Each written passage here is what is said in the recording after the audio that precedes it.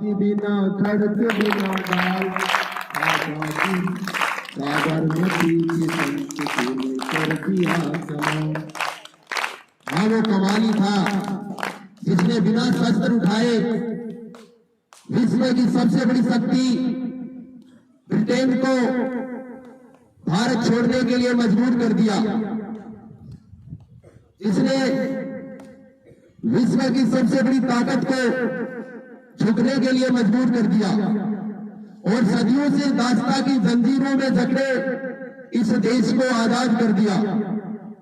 हाँ, ये कमाल ही था कि दुनिया में एक ऐसा महात्मा था जो पाप से नहीं पापी से नफरत करता था, जो लक्ष्य और उसे प्राप्त करने के लिए साधन दोनों को पवित्र होने की वकालत करता था, जो एक गाल पर थप्पड़ मारने पर दूसरा गाल आगे करने के लिए कहता था, जिसके भजनों में ईश्वर भी था और अल्लाह भी था।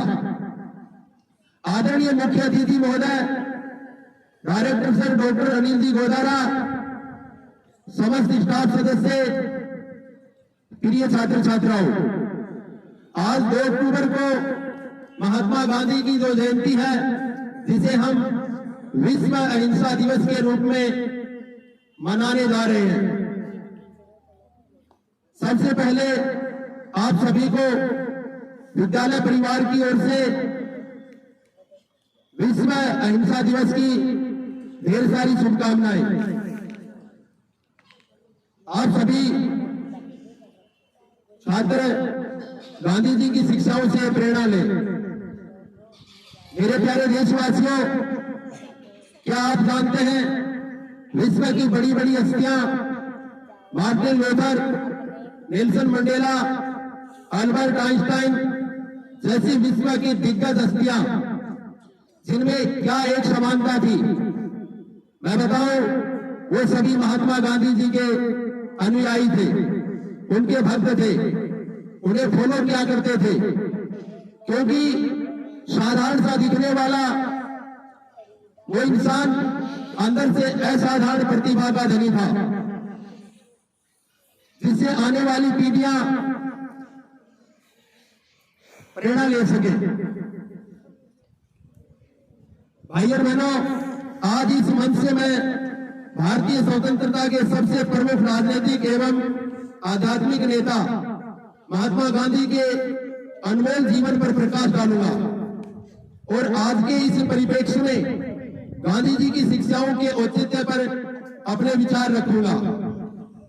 प्रिय बच्चों, आज से 153 साल पहले 2 अक्टूबर 1869 को गुजरात के पोरबंदर में करमचंद गांधी और पुतलीबाई के घर उनकी सबसे छोटी संतान मोहनदास के रूप में जन्म हुआ।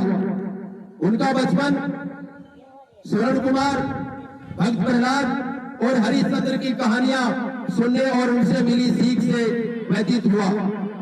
पढ़ाई लिखाई में वो एक साधारण व्यक्ति था और उसी समय 15 साल की उम्र में उससे 1 साल बड़ी जो कस्तूरबा थी, उससे उसकी शादी हो गई। मैं आपको बताना चाहता हूं, गांधी जी की जो इच्छा थी वो डॉक्टर बनने की थी, लेकिन जैसा कि हम जानते हैं वे वैष्णव धर्म से बिलोंग करते थे, जिसके घर में चीरफाड़ करने की इजाजत नहीं थी और इसी के कारण वो वकालत का पेशा चुना।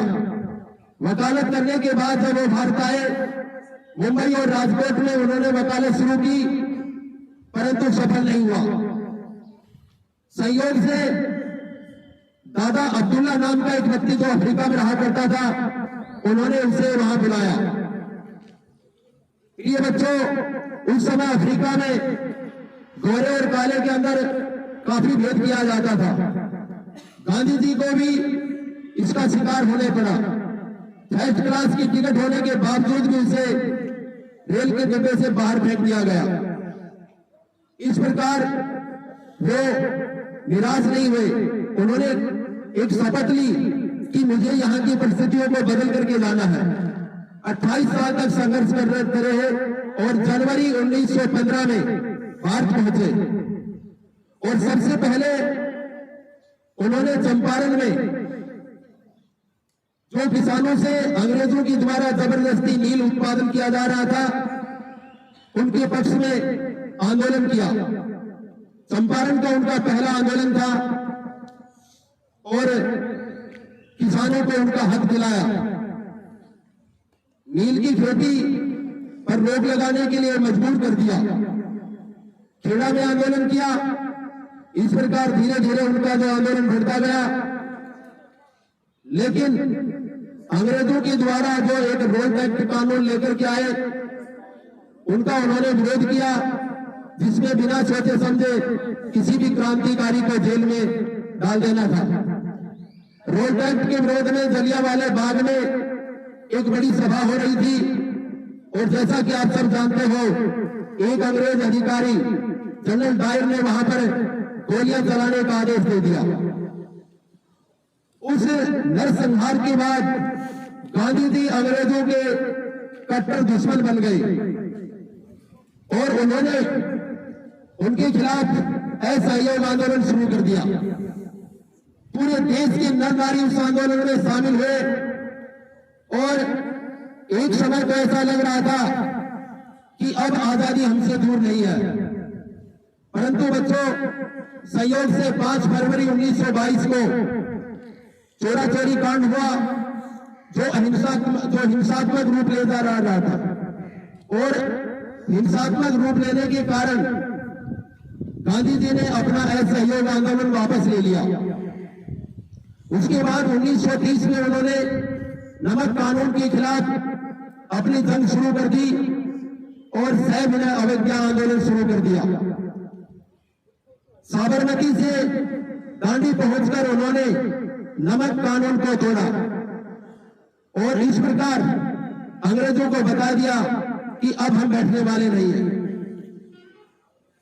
8 अगस्त 1942 को उन्होंने भारत छोड़ो आंदोलन शुरू कर दिया और बच्चों, उनके इस महान कार्य के कारण अंग्रेजों को भारत छोड़ने के लिए मजबूर कर दिया। तो ऐसे महान विभूति जिन्होंने बिना शस्त्र उठाए अंग्रेजों को इस देश को छोड़ने के लिए मजबूर कर दिया, मैं ऐसे महान विभूति को पूरे विद्यालय परिवार की ओर से सल्यूट करता हूं, सलाम करता हूं। जय हिंद, जय भारत।